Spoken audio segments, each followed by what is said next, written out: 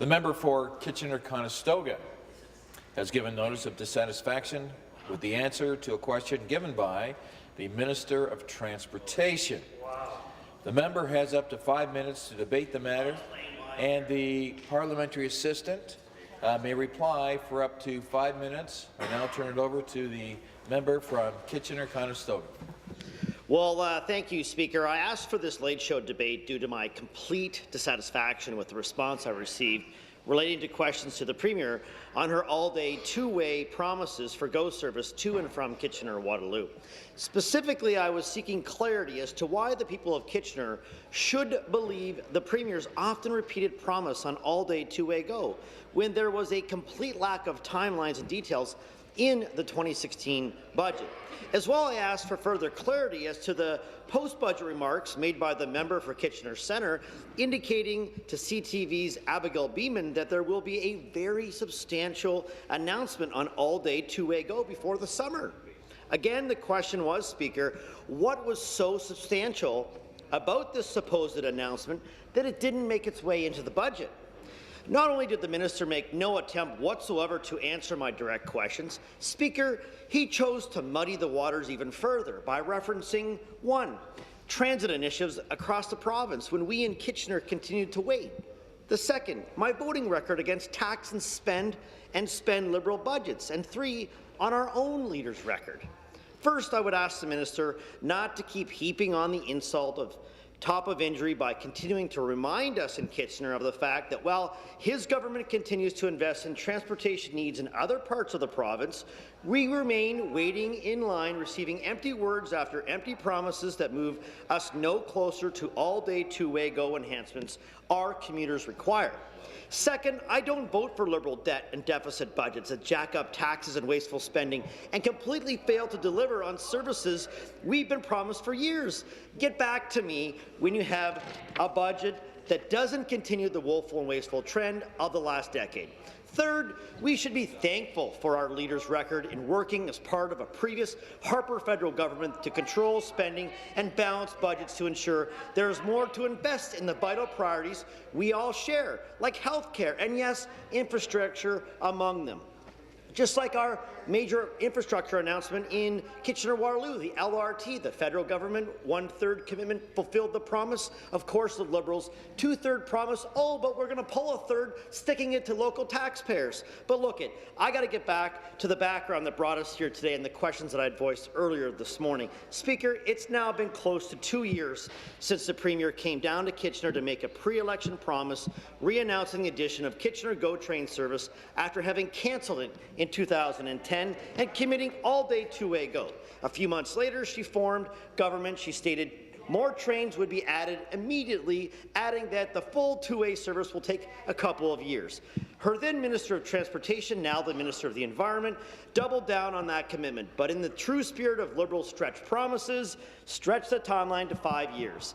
Since that time, we've seen the Wynne Liberals make countless visits down to our area, speaking to the importance of talks and discussions, even as the Transport Minister admitted to me in committee that there are a lot of announcements and commitments that governments and MPPs make during elections that are aspirational in nature. That's a stretch, Speaker, in every sense of the word.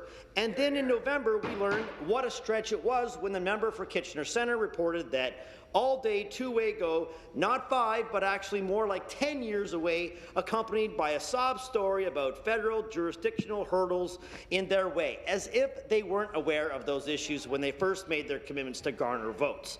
Then, instead of the enhanced services we were promised, we were hit with the highest fare hike in the province for the inadequate service they've left us with. It's the old pay more, get less, Speaker.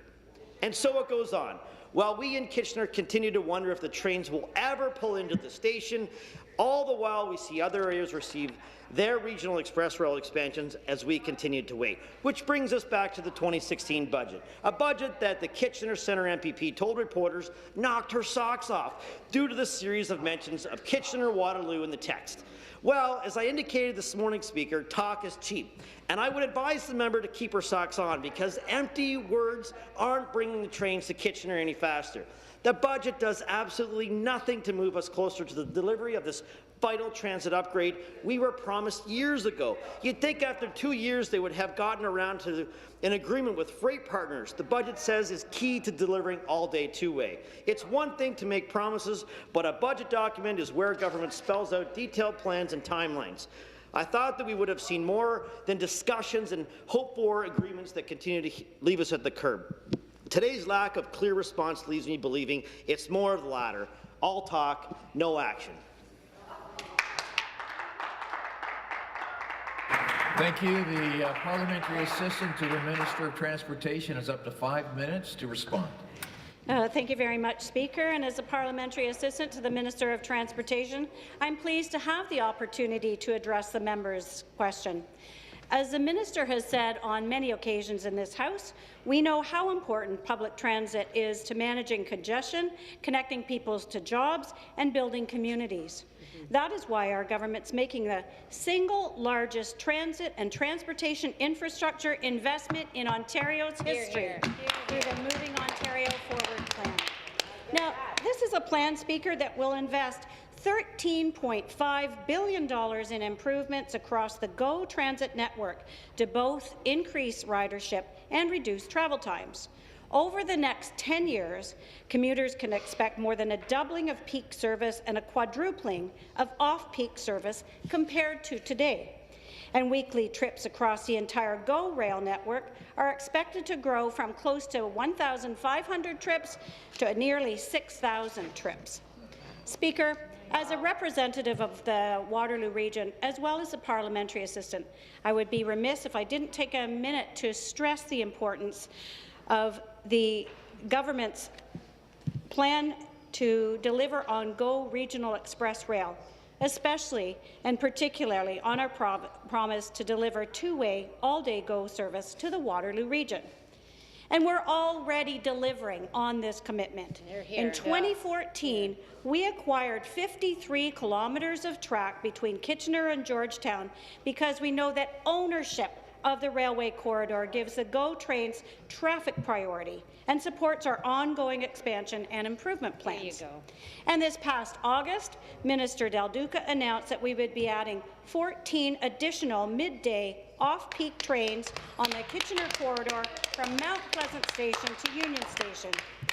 We will continue to find ways to work with CN, who owns a portion of the Kitchener line, to meet our two-way all-day commitment.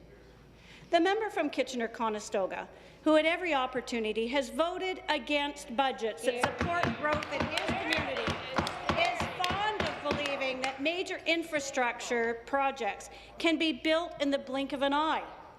But we continue to deliver on a promise that we would always said would take a certain period of time. What I find most ironic, however, Speaker, is that the member opposite continues to criticize our government, a government that has a bold and ambitious plan, instead of asking his own leader a few fundamental questions. Time and again, the opposition neglects to tell Ontarians exactly how they intend to fund transportation infrastructure. Right. And this leads me to believe that they're also neglecting to tell Ontarians exactly which projects they would be so willing to cancel if they had the chance. Speaker, instead of criticizing a bold plan that will transform his community, the member from Kitchener-Conestoga should be asking his leader, what is your plan?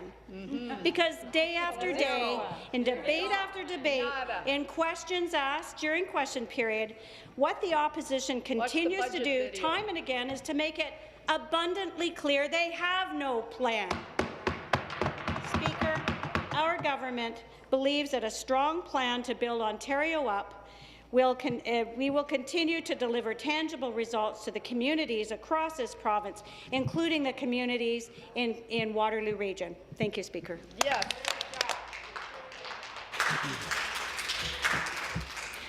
There being no further matter to debate, I deem the motion to adjourn to be carried. This House stands adjourned until 9 a.m.